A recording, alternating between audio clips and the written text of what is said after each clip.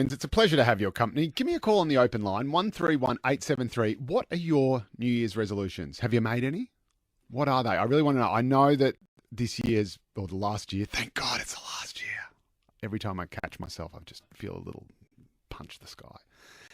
But this year, you might not have that many New Year's resolutions. Surviving 2020 might have been the only one, but I'd love to hear it if you've got any. 131873. What's your New Year's resolution? 131873, or shoot us a text 0460 873 873, because that is the topic for this week's Friday Health.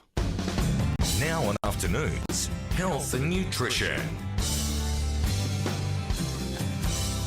And the reason for that is apparently the two top New Year's resolutions are both around people's health. And to explain all that to us, we have our human behaviour expert, Mark Carter, with us on the line. G'day, Mark. How are you?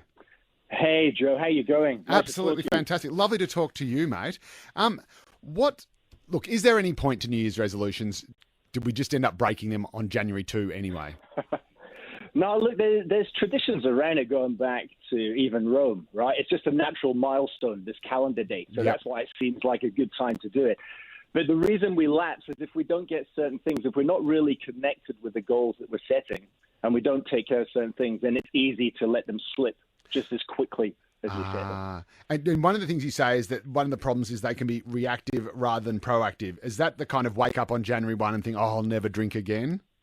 Yes, exactly, right? Or that lead up after Christmas, right? I'm going to get fit, and we suddenly make this rush to do that. Or even things like revenge-based goals. I'm going to look good and fit and healthy to get back. And none of those really work sustainably for the long term.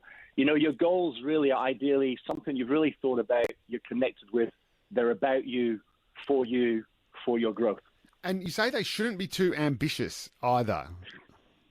Yeah, look, I'm all for audacious goals. It's being mindful that there's this thing we have called optimism bias, right? Yeah. Imagine you're going to go to the gym. Yes. I've not been for a year. Yeah. Now I'm going to get up 6 days a week at 5:30 every morning. It can be too aggressive. Now, it's not to say you can't do it.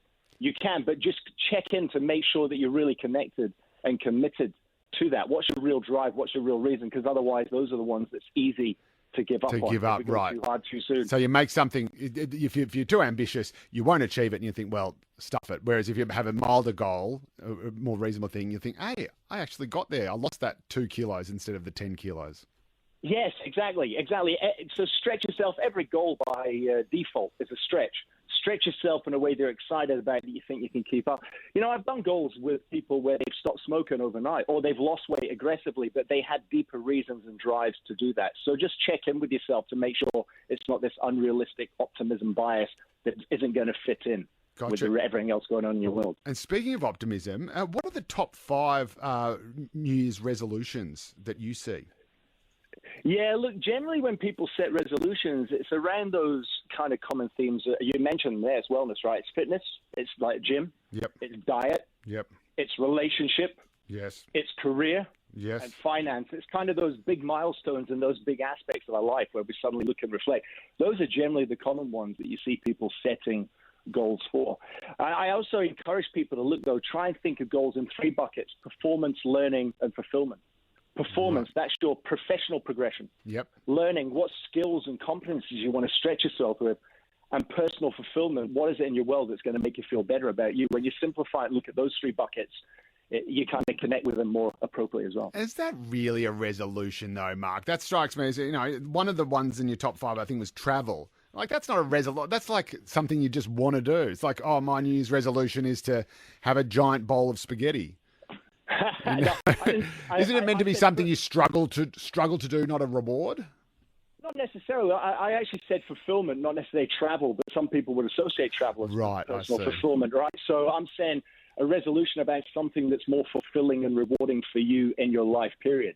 That's kind of, hey, this is what I'm going to make an asserted effort to now do for my growth and become. Now, that may well be travel or may not. That's down to the individual. And the other question, I suppose, is should New Year's resolutions just be for the new year? Is it healthy just to think, all right, January 1 is the day, or is it something we should be sort of doing or thinking about all year round? Yeah, I'm a fan of all year round. Like I said when we opened, it's, you know, New Year's Day is a natural milestone. And in fact, in Roman times, there was a god called Janus Yes, It was the God of doorways. That's transition. right. Yes. Yep. And that's what they're associated with, is open these doors and transitioning your world. So, look, January, it's just a nice, natural milestone, but I'm a big fan of do them all year round. And then when you attain them, reset them. You don't need a New Year's Day or a January 1st to be setting new resolutions for growth in your world. Love it. Well, that makes perfect sense to me, Mark. I hereby resolve to listen to you more in the future. Good on, mate. Behavioural expert. I like your writing. Oh, thank you, legend. Gee, you say the nicest things. You're welcome back anytime. Thanks very much, Mark. Happy New Year, mate. I hope all your resolutions work out. Thanks, Joe, and you, sir. Thanks, champion. Take care. Craig has just written in and said, Joe, what is the start of the song you play at the start of your